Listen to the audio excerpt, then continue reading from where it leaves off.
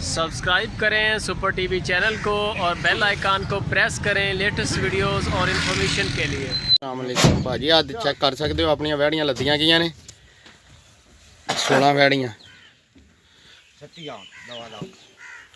मैनू थल्ले लैन दो जी भाजी, फड़ी कोई सोनी गज बना दो गोरा सुखा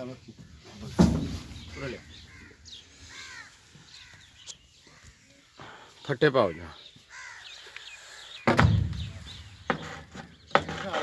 शजारियां ने मुल्तान हैड मोहम्मद वाला खलो खलो यार चल हुन स्टोर वाह दुआला तरपाल पाई हुई है फुल फट्टे पा दो।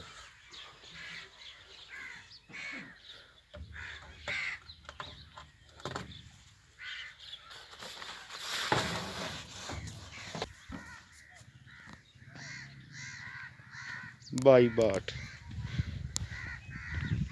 गाड़ी का नंबर मुल्तान ऐड मोहम्मद की 16 मछलियां जा रही हैं इरफान डेयरी फार्म तो चेक कर सकते।